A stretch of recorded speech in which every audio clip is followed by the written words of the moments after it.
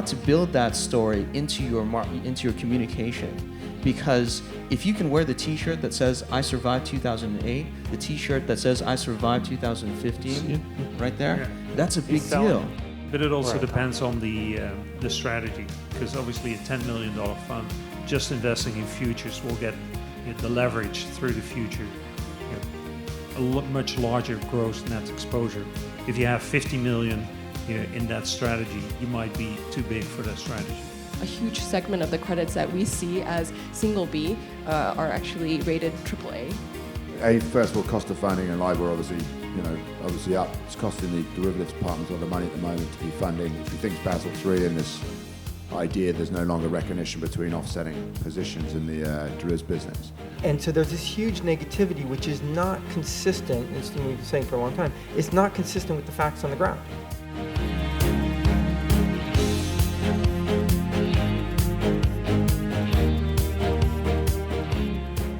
The China hedge fund will be a bigger and bigger power force in the region. What we're seeing globally is a concentration of assets into the larger funds. We have seen a move to market neutral, and what I think we should see is more short credit funds.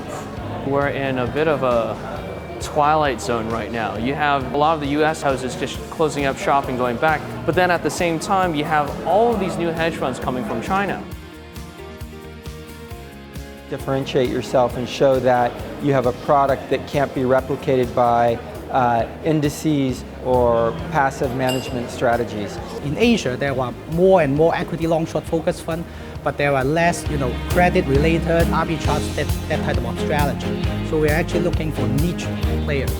Normally a previous track record from a large recognized brand name, which will always help them raise their initial capital. Before, it was just purely about yield. Now it's really about a deep respect for risk. Post-elections, definitely a sense of the last hurrah. A lot of volatility going to come in markets. Credit spreads are going to blow out. And so, a bit bearish.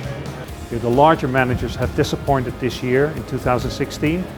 And going forward, that will bring a lot of opportunities for new managers. You're going to see a return of fund flows to Asia.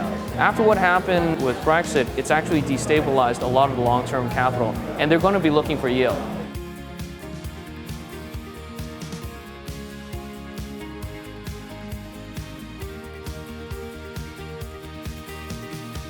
It was a good opportunity to meet some people that we wouldn't normally meet in the market and hear some very different views from, I think, what we would necessarily hear on our daily run-of-the-mill course of the market. Really intimate, precise, concise panels. This type of insight is really hard to come across in most other events.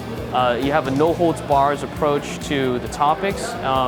Great moderation, and to be quite frank, every year that I come back, I learn something new.